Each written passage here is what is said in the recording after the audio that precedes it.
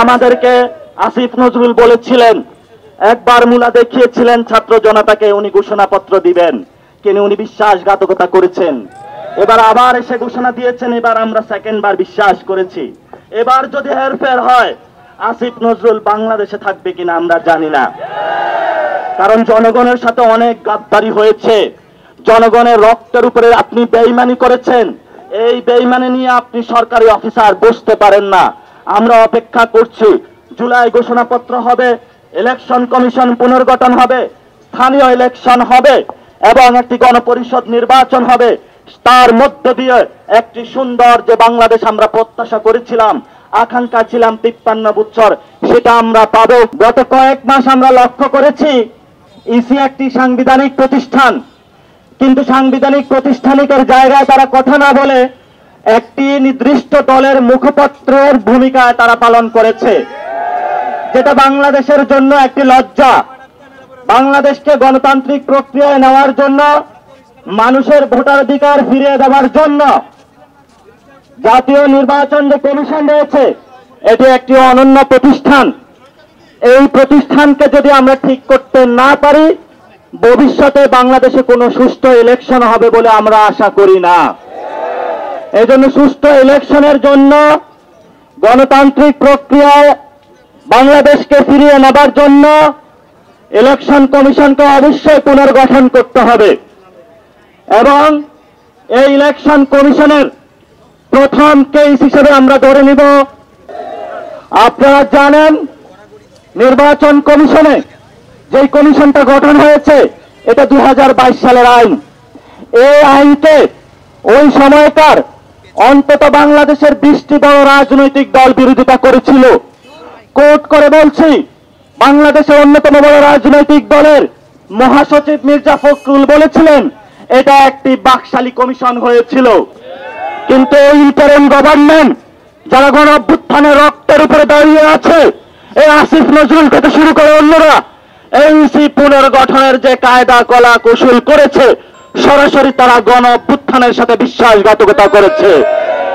আগামীতে আমরা যদি অতি দ্রুত গতিতে ইলেকশন কমিশনারদের পদত্যাগ না করে পুনর্গঠন না করা হয়, ঐক্যমত কমিশনে যেই সকল সুপারিশমালা দেওয়া হয়েছে সেগুলো যদি মান্য না করে বাংলাদেশকে একটি গণতান্ত্রিক প্রক্রিয়া নিয়ে যাওয়ার কোন প্রচেষ্টা না করা হয়, তাহলে আমরা উপদেষ্টার মধ্যে যারা বিএনপির মুখপাত্র হিসেবে কাজ করছে, বাংলাদেশের এডুকেশন সেক্টরকে ডুবিয়ে দেওয়ার জন্য ওয়াহিদুদ্দিন ভাই কাজ করছেন, বাংলাদেশের ফাইন্যান্সিয়াল সেক্টরকে ডুবিয়ে দেওয়ার জন্য সালাউদ্দিন ভাই কাজ করছেন, বাংলাদেশের আইন মন্ত্রণালয় ডুবিয়ে দেওয়ার জন্য আসিফ নজরুল কাজ করছেন, তাহলে আমরা বড় কর্মসূচি নিয়ে তাদেরকে পদত্যাগ করাতে বাধ্য হব।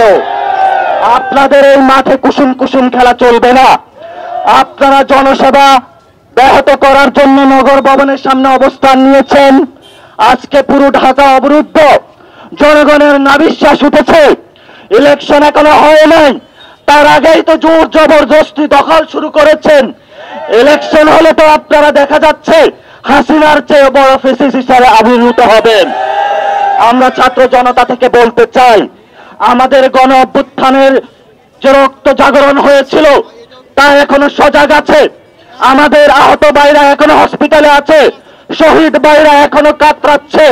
তাদেরকে মারিয়ে যারা শহীদ ফ্যামিলি রয়েছে, তাদের ফ্যামিলি এখনো ঘুরে ঘুরে বিভিন্ন কবরস্থানে তাদের লাশগুলো খুঁজছে। আপনারা যদি মনে করেন বাংলাদেশ ঘুমিয়ে গিয়েছে, তাহলে আপনারা বিবাহ স্বপ্নে আছেন। আপনাদেরকে আমরা হুঁশিয়ার করে উচ্চারণ করতে চাই, জনগণকে দুর্ভোগ সৃষ্টি থেকে নিজেদেরকে গণতান্ত্রিক প্রক্রিয়ায় ফেরত আনেন। যদি গণতান্ত্রিক প্রক্রিয়ায় আপনারা ফেরত আনতে না পারেন, তাহলে জনগণ যেইভাবে হলো শেখ হাসিনাকে ছুঁড়ে ফেলে দিয়েছিল, তেমনি ভাবে আপনাদেরকে ভবিষ্যতে ইনশাআল্লাহ ছুঁড়ে দেবে। আর্টিকেলের 118 এর যে আর্টিকেলের অধীনে এই নির্বাচন কমিশনে সার্চ কমিটি গঠন করা হয়েছিল। প্রথম সার্চ কমিটির প্রস্তাবনা যেটা করেছিল সেটা জিয়াউর রহমান করেছিল, এবং পরবর্তীতে আরেকটি সার্চ কমিটি যেটা আওয়ামী ফ্যাসিস্ট আমলে হয়েছিল, সেই একই সাংবিধানিক ধারাবাহিকতায় সেই সংবিধানটা একটা মুজিবীয় সংবিধান, সেই সংবিধানের মধ্য দিয়ে শহীদ আহতদের রক্তের উপর দিয়ে ইসি যদি পুনর্গঠন না হয়, বাংলাদেশে কোনো ইলেকশন জাতীয় নাগরিক পার্টি করতে দিবে না ইনশাআল্লাহ। আমরা সেখানে বলছি, আপনারা 31 দফা দিয়েছেন জনগণের সামনে, সেখানে আপনারা বলেছেন যে ইসি পুনর্গঠন করতে হবে, সাংবিধানিক প্রতিষ্ঠানগুলো গঠন করতে হবে।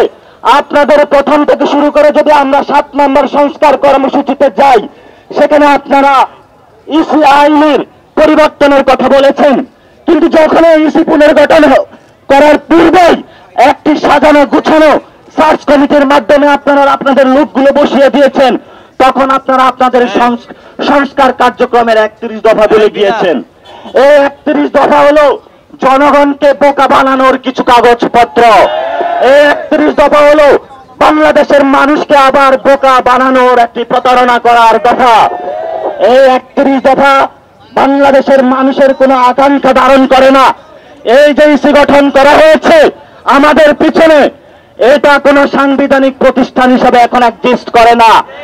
এটা বিএনপির একটি দলীয় কার্যালয় হিসাবে উপস্থিত হয়েছে, এটা বিএনপির একটি মুখপাত্র হিসাবে আবির্ভূত হয়েছে।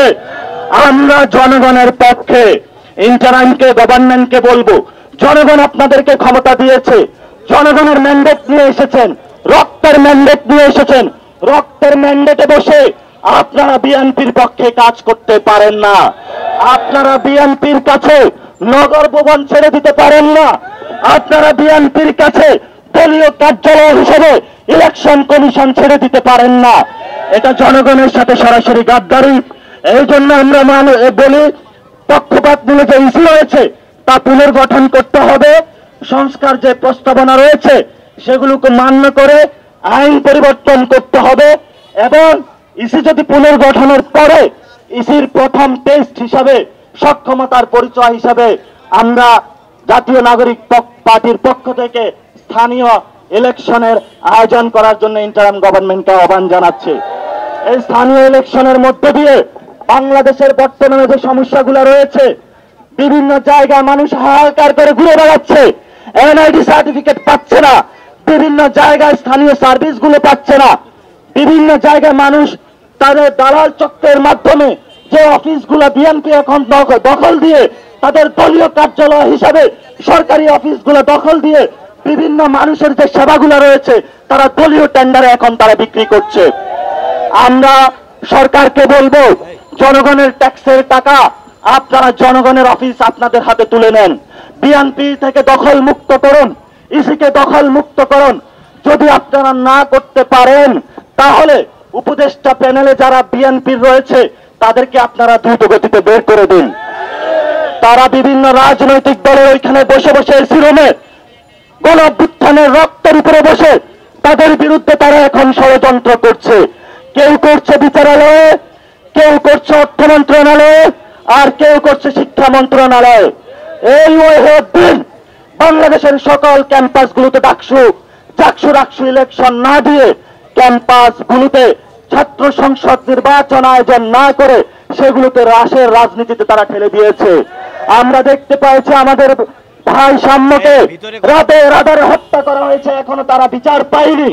এর পূর্বে আপনারা দেখেছেন হলে হলে নির্যাতন করা হয়েছে, গুপ্ত করা হয়েছে, খুন করা হয়েছে, জাহাঙ্গীরনগরে হত্যা করা হয়েছে।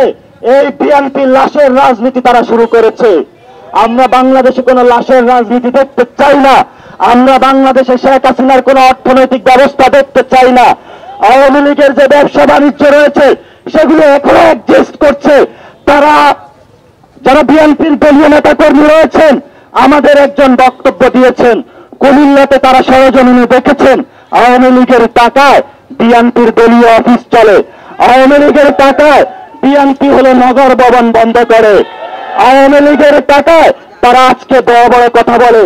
আমরা গণ অভ্যুত্থানের পরে দেখেছি তারা বসুন্ধরা যারা ফ্যাসিস্ট শক্তির সহযোগী ছিল তাদের গাড়িতে করে ইন্ডিয়ার এজেন্ট বাস্তবায়ন করার জন্য বাংলাদেশে এসে কিভাবে হু করে জনতার উপর গাড়ি চালিয়ে আজকে তারা জনগণের উপরে বড় বড় কথা বলছে। সালাউদ্দিন ভাই, আপনি খুব ভদ্র সজ্জন লোক বলে আমরা জানতাম, কিন্তু আপনার যে বক্তব্য তা গণ অভ্যুত্থানের সাথে বিশ্বাসঘাতকতার সামিল। আমরা মনে করেছিলাম আপনি ইন্ডিয়াতে নিপীড়িত হয়েছেন, এখন দেখছি আপনি ইন্ডিয়াতে কোন প্রেসক্রিপশন নিয়ে বাংলাদেশের বিরুদ্ধে ষড়যন্ত্রে মেতে উঠেছেন। আমরা দেখেছি ইন্ডিয়া থেকে তারা বাংলাদেশে টাকা পাঠিয়ে আওয়ামী অর্থনীতির মাধ্যমে বিভিন্ন অফিস দখল করে জনগণের উপরে সন্ত্রাসবাদী কার্যক্রমের পথ বেছে নিয়েছে। আর এই সন্ত্রাসবাদী কার্যক্রম থেকে ফেরানোর জন্য, বাংলাদেশকে মুক্তির পথে নেওয়ার জন্য, বাংলাদেশের মানুষকে ভোটাধিকার ফিরিয়ে দেওয়ার জন্য, বাংলাদেশের মানুষকে গণতান্ত্রিক প্রক্রিয়ায় নেওয়ার জন্য, বাংলাদেশে লাশের রাজনীতি বন্ধ করার জন্য যে প্রক্রিয়া, সেই প্রক্রিয়ায় একটি, সেটি হলো ইলেকশন। কিন্তু আমরা সেখানে বলি যে জাতীয় ইলেকশনের আগে অবশ্যই স্থানীয় ইলেকশন দিতে হবে। স্থানীয় ইলেকশনের আগে জাতীয় কোনো ইলেকশন হবে না। এবং সবাইকে রাজপথে সজাগ দৃষ্টি থেকে বাংলাদেশের জনগণের পক্ষে, আপনারা লোক সংখ্যায় কম বেশি হন, জুলাই গণ অভ্যুত্থানের রক্তের স্পিরিট দিয়ে বিভিন্ন জায়গায় আপনারা সজাগ দৃষ্টি রেখে বাংলাদেশের মানুষকে একটা ব্যাঙ্গার হিসাবে জাতীয় নাগরিক পার্টির কর্মকর্তা এবং যারা রয়েছেন তারা আপনারা কাজ করবেন। কারণ আপনাদের হাতে রয়েছে ভবিষ্যৎ বাংলাদেশের স্বপ্ন। আপনাদের হাত থেকে যদি বাংলাদেশ চলে যায়, তাহলে সালাউদ্দিনের মতো যারা জ্ঞান ভারত থেকে এসেছে তাদের হাত দিয়ে বাংলাদেশ ইন্ডিয়াতে চলে যাবে। কারণ আমরা বলি সালাউদ্দিন যে প্রেসক্রিপশন নিয়ে এসেছে, সেই প্রেসক্রিপশনের মধ্যে দিয়ে তারা মুজিববাদী এখানে সংবিধান রাখতে চায়। আমরা যতদিন বেঁচে আছি ততদিন মুজিববাদী সংবিধান চলবে না। আমরা যতদিন বেঁচে আছি বাংলাদেশে গণপরিষদ কায়েম হবে। আমরা যতদিন বেঁচে আছি বাংলাদেশে জাতীয় ইলেকশনের আগে স্থানীয় ইলেকশন হবে। আমরা যতদিন বেঁচে আছি এইসি পুনর্গঠন করে ছাড়বো ইনশাআল্লাহ। পরিশেষে একটি কথা বলতে চাই, যেটা হলো আমরা কয়েকদিন আগে মাঠে নেমেছিলাম, আমাদের একটি দাবি আদায় হয়েছিল, আওয়ামী লীগ নিষিদ্ধ হয়েছে। কিন্তু আওয়ামী লীগের এই ইলেকশন কমিশন, সংবিধান এখনো নিষিদ্ধ হয় নাই। আমরা সংবিধান পোড়ানো কর্মসূচিতে বাধ্য হব। বাংলাদেশে কোনো সংবিধান, মুজিবীয় সংবিধান থাকবে না। আপনারা ছাত্ররা এর উদাহরণ অতীতে আছে, আপনারা সেগুলো দেখে নেবেন। যদি আপনাদের পড়াশোনার ঘাটতি থাকে, আমরা যাই আপনাদেরকে পড়িয়ে দিব। এবং বাংলাদেশের ভবিষ্যতে আমরা সে আন্দোলনে বলেছিলাম, জুলাই ঘোষণাপত্র 31 কার্য দিবসের মধ্যে সরকার বলেছিল দিবে। আমরা এখনো দিনক্ষণ কার্য দিবসগুলা গুনতেছি। আমরা সারা বাংলাদেশে জাতীয় নাগরিক পার্টির পক্ষ থেকে বিভিন্ন জুলাই গণ অভ্যুত্থানের যারা প্ল্যাটফর্ম রয়েছে, সবাইকে ঐক্যবদ্ধভাবে মানুষের মুক্তির সনদ, গণ অভ্যুত্থানের রক্ষা কবচ, গণ অভ্যুত্থানের আহত যারা হয়েছেন, শহীদ যারা হয়েছেন, তাদের নিরাপত্তার রক্ষা কবচ, বাংলাদেশের মানুষের আশা আকাঙ্ক্ষার প্রতীক এবং বাংলাদেশের ভোটাধিকার ফিরিয়ে দেওয়ার জন্য যে জুলাই ঘোষণাপত্র আমাদের সামনে আসবে, সেই জুলাই ঘোষণাপত্রের মাধ্যমে বাংলাদেশের যে আবহমান সমস্যাগুলো রয়েছে সেগুলা থেকে আমরা নিস্তার পাবো।